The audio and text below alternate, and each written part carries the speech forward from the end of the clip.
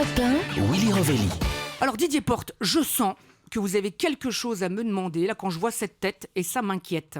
Alors, mon cher Willy, Oui. je vous ai vu sortir du bureau de la direction Oui. hier avec une bouteille de champagne à la main. Aïe, Ça aïe, y est, aïe. c'est signé. Oh là là. Je dis ça parce que j'ai aussi constaté que vous aviez fait changer les serrures de sa loge Ouais. et arraché la moquette rouge. Exactement.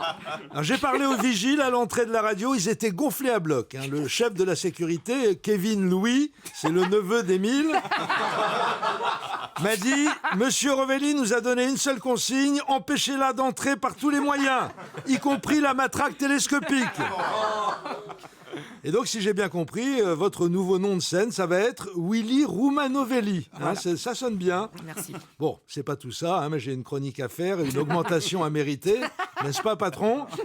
Non, parce que pour l'instant, on vous soutient dans votre entreprise de vous débarrasser de celle que vous avez surnommée, comment vous l'appelez? Ah oui, la sorcière écarlate. Sympa. Mais bon, c'est pour l'instant, va falloir donner des gages, monsieur Roumanovelli. Bref, j'ai surtout envie ce midi de déclarer mon admiration au candidat Fillon. Ce garçon est bourré de ressources. Toutes les semaines, le Canard enchaîné lui déniche une nouvelle casserole. Et dire que ses collègues l'avaient surnommé Monsieur Nobody, tellement il le trouvait transparent. C'est tout le contraire. Il n'a pas une vie, Fillon, il en a 1000. La dernière trouvaille du Canard, vous l'avez dit, c'est que son directeur de campagne, le très patelin Thierry Solaire, alias l'énergie renouvelable. Vous avez compris, les jeunes? Sur solaire, énergie renouvelable, c'est Oui, bon. c'est bon, c'est bon. Donc Thierry Solaire a oublié de payer une partie de ses impôts. Allez hop, one more.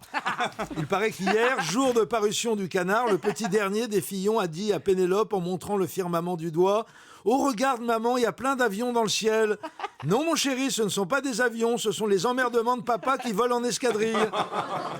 Vu l'implacable détermination de François Fillon à s'accrocher à sa candidature, il n'y a pas de raison que ça s'arrête.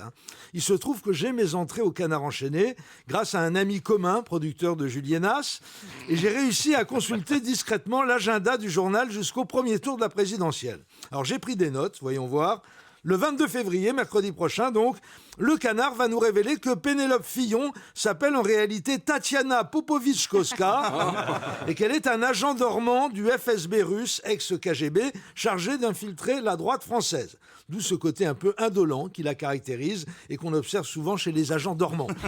Chez les socialistes, l'agent dormant des Russes est Bruno Leroux, qui a intérêt à se réveiller vite fait s'il veut pas que la banlieue lui pète à la figure et que Marine Le Pen se retrouve élue au premier tour. Le 1er mars, le Canard a prévu de nous annoncer que les enfants de François Fillon, Marie et Charles, se sont fait fabriquer leur diplôme d'avocat par un habile faussaire de la mafia franco-grecque, un certain Cambadélis.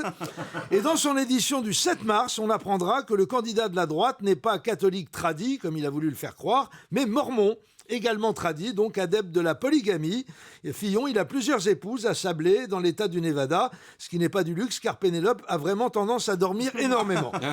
Le 15 mars, l'hebdomadaire satirique devrait révéler que le manoir des Fillon dans la Sarthe était le siège de la Gestapo locale sous l'occupation, et que monsieur Fillon père, notaire de son état, et madame vendaient des cravates aux Allemands.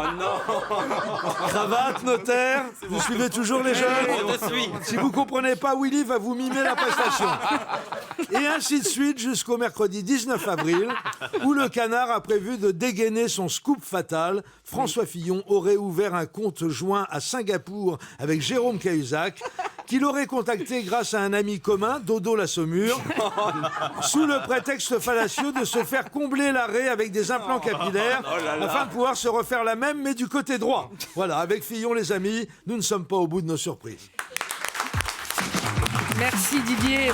Et précisons évidemment que tout ce que vous venez de dire est totalement vrai.